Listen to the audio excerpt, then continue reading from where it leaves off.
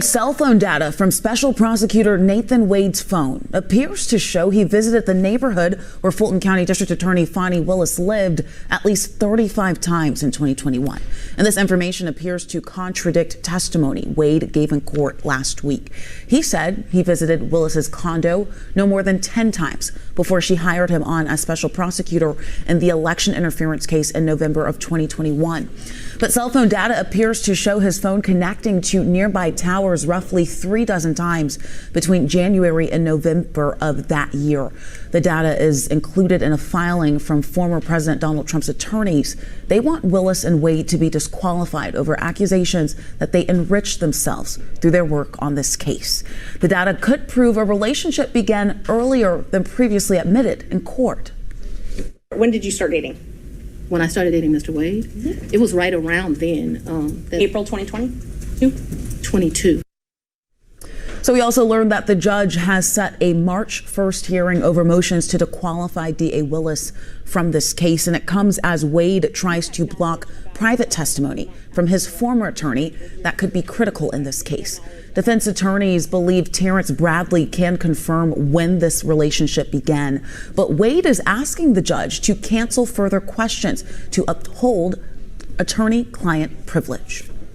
We are also learning about 2 ethics complaints that are now filed against D.A. Willis. The Fulton County Board of Ethics will hear those complaints during a specially scheduled meeting that is set for March 7th.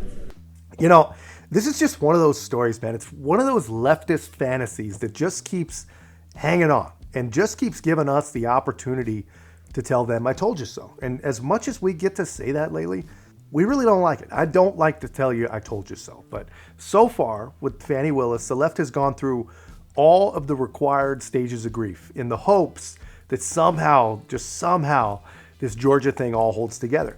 They, in the early days, convinced themselves that there was just no possible way that Fani Willis had been sleeping with or enriching one of her employees, right? It was just too scandalous. There's no way she was that stupid, is really what they thought.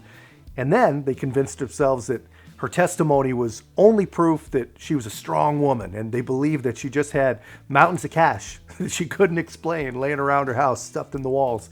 And somehow that wasn't an entirely new problem for them. You know, they treated the waiter at Napa, the Napa winery guy who says he distinctly remembers Fannie paying $400 cash, like this guy was some sort of hero who had finally unearthed Noah's Ark. Like that was all the proof they need. Yes, she has cash. And now this, man, and this. Most the truly crooked thinkers, they're going to have to ignore this because that is the only way that they keep alive in their minds this fantasy. Cell phone data obtained by Trump's legal team shows Nathan Wade, that special prosecutor, visited Willis's neighborhood at least 35 times in the 11 months before Willis hired him in late 2021. Twice, Wade arrived late at night and left early the following morning.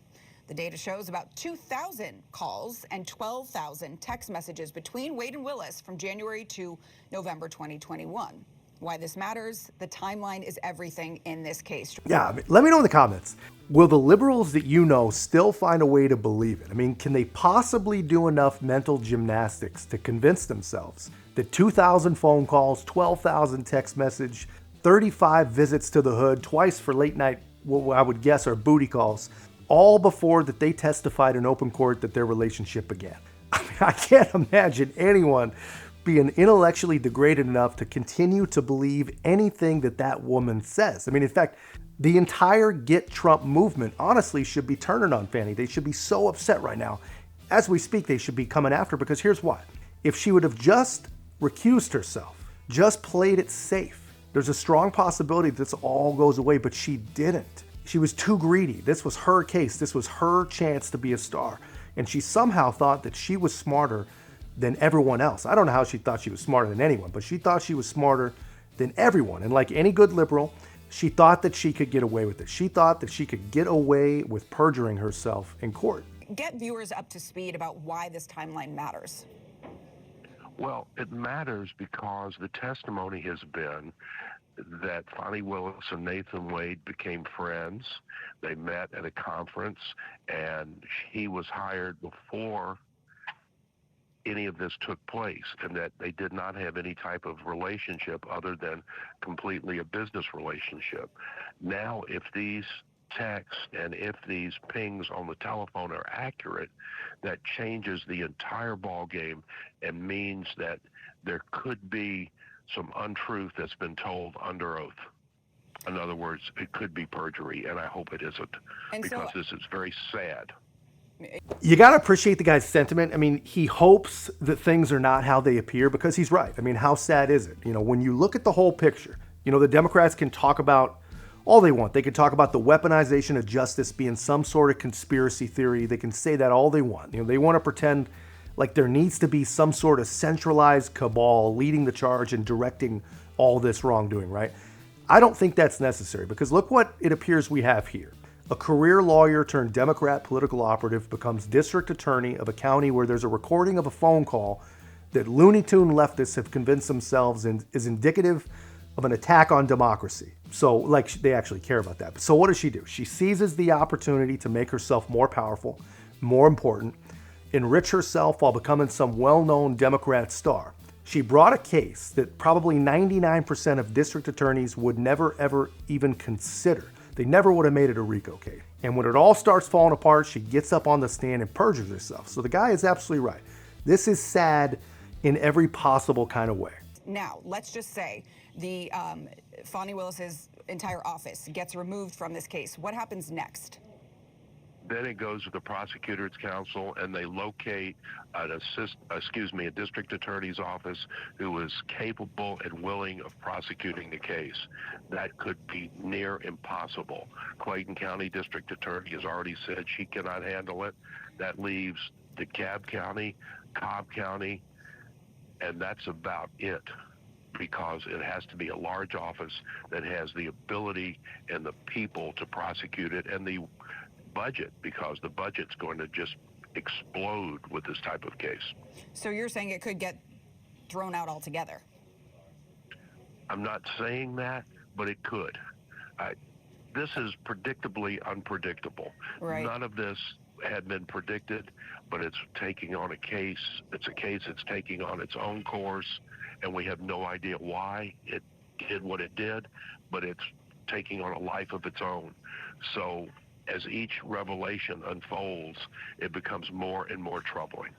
He sounds like a smart guy. I'm not saying this is not a smart guy. He sounds like a very, very smart guy, but he's wrong on a couple things here, if you ask me.